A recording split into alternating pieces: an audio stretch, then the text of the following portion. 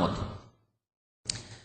আর যদি মেনেই নেওয়া হয় যে রজব মাসে হয়েছে আর 27 রজবেই হয়েছে, তাহলে এখন প্রশ্ন, তাহলে আমাদের করণীয় কি?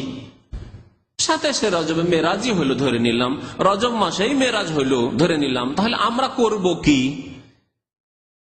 এর জবাব কে দেবে? আমরা নিজেরা দেব না আল্লাহ নবীর কাছ থেকে নেবেন?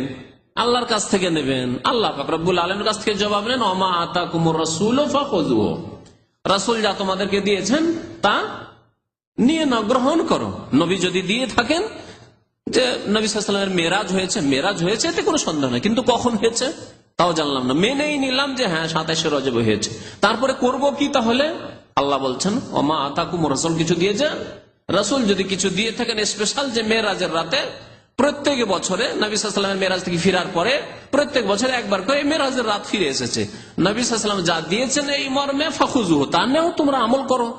ওমা নাহাকুম আনহু, আর যেসব কাজ কথা থেকে নিষেধ করেছেন ফান্তাহু, বিরত থাকো।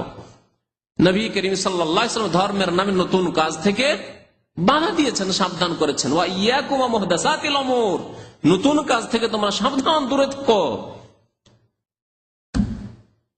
আর রাসূলুল্লাহ সাল্লাল্লাহু আলাইহি ওয়াসাল্লাম তার আমল দ্বারা, তার কথার দ্বারা মেরাজের রাতে কিছু ইবাদত বন্দেগী নফল করতে হবে তা দেননি, দিনে রোজা রাখতে হবে তা দেননি, রাত্রে নফল পড়তে হবে তা দেননি। সুতরাং ফাহুয়া রাদ্দুন, কেউ যদি এইসব কাজ করে তাহলে তা হচ্ছে প্রত্যাখ্যাত, মারদুদ, মুখে ছুড়ে দেওয়া হবে। ওয়া কুল্লু দালালাতিন ফিন্নার, আর প্রত্যেক গুমরাহির পরিণাম জাহান্নামে যাওয়া হবে, জাহান্নামে যেতে হবে।